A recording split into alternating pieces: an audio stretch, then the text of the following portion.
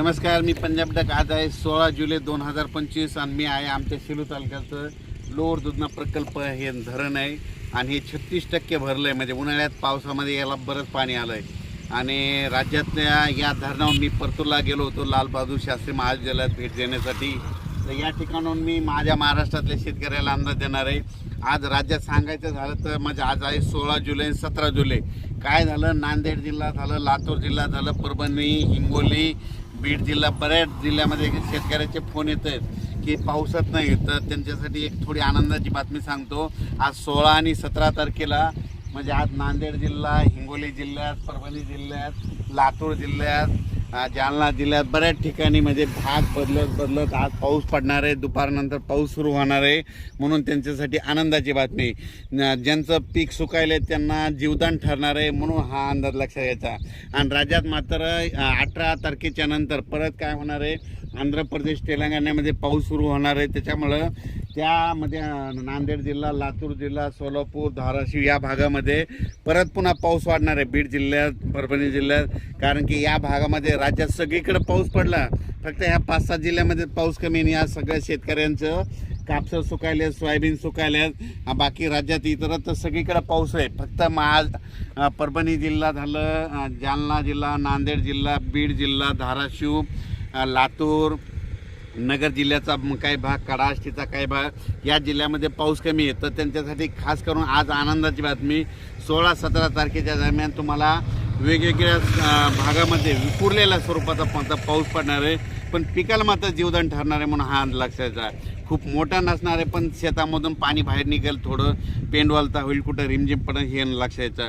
पण त्याच्यानंतर 20 तारखेच्या नंतर काय होणार आहे, 18 तारखेच्या नंतर, 18 जुलैच्या नंतर काय होणार आहे, आंध्र प्रदेश, तामिळनाडू, केरळ, कर्नाटक तिकडे पाऊस सक्रिय होणार आहे. त्याच्यामुळं परत म्हणजे सीमाला, महाराष्ट्राची सीमालगत कोणते लातूर, अक्कलकोट, सोलापूर जिल्हा, त्याच्यानंतर जत तालुका, धाराशिव, लातूर, बीड, परभणी या भागात परत मग 18च्या नंतर परत पावसाला पोषक वातावरण होणार आहे.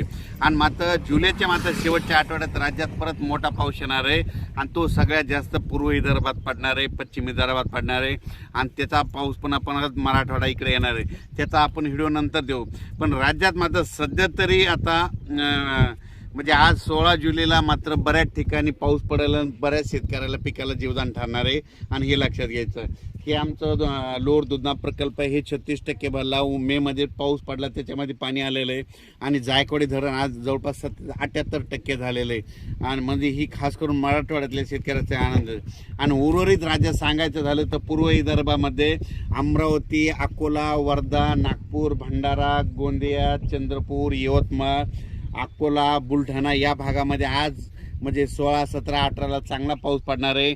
आज मला जवळपासनं जळगाव जामोद घाटाखाली शेतकरी भेटले होते. तर काय झालं, ते म्हणले बुलढाण्याकडे पाऊस पडतो आणि आमच्या घाटाच्या खाली पडत नाही.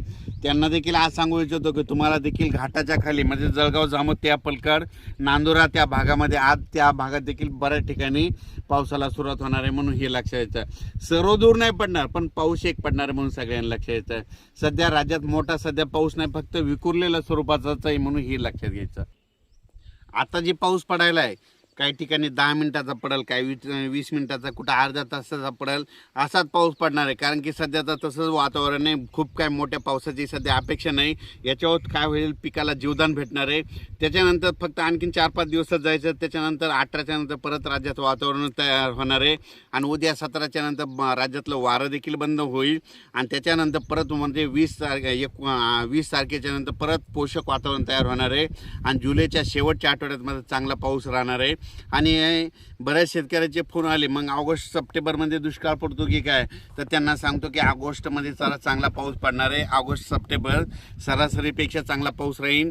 राज्यातले जवळपास बऱ्याच धरणामध्ये पाणी येईल, म्हणून हे देखील त्यांच्यासाठी आनंदाची बातमी.